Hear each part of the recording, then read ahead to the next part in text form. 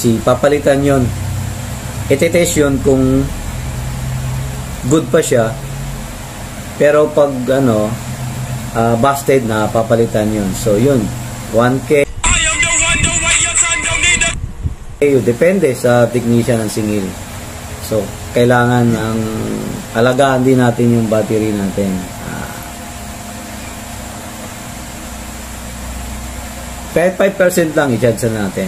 95% bunutin na natin. So, oh my God! Before tayo mag-proceed dun sa ipapakita ko kung paano gawin ang pag-shake ng battery. Okay, ipakita ko lang po ang gagamitin natin. Pag mga built-in po ang battery, pag sinasabing built-in, yung meron siyang kadugtong na PEX. Yan. Ito, improvise. Yan. Ito, busted na to na charger na universal. Sira na siya.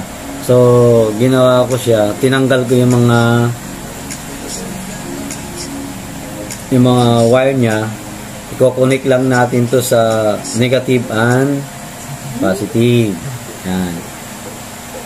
So, proceed na po tayo dun sa gagawin nating pag-shock. So, iti-tester po natin siya yung battery. Kailangan po yung tester natin pag ang battery ay 3.8, kailangan yung tester i-set natin sa mas mataas, mas above po yung tester.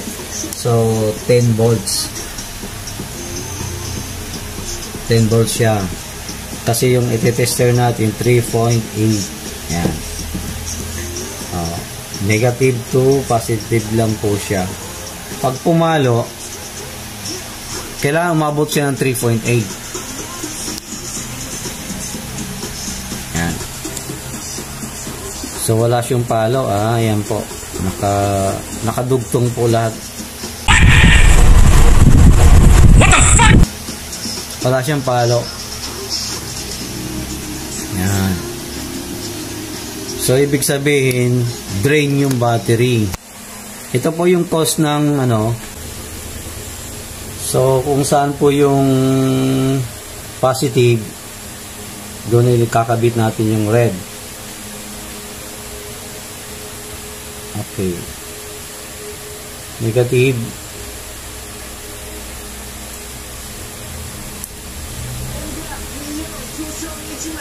Yan. Ito na po yung resulta niya. Yan po, nagkakarga na po siya. Pakita mo rin. Yan. Volt and ampere. So, ito na po siya. Kumakarga na po siya. Yan.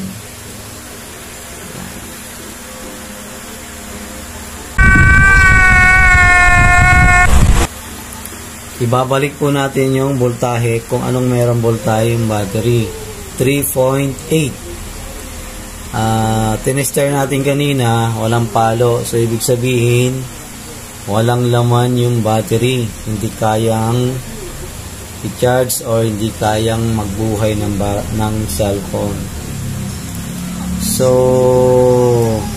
habang nag-charge, medyo matagal kasi yan nagkakarga. Pwede na po yan.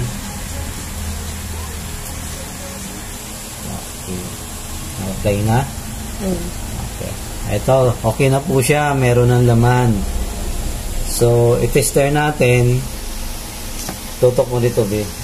Yan, sa tester. Yan. Negative and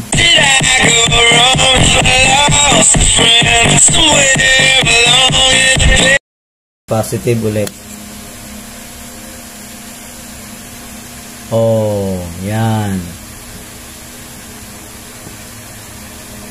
3 point. Pwede na yan. Mag-charge na siya. Ganun lang po siya yung pag-shock. Thank you for watching, guys. Keep safe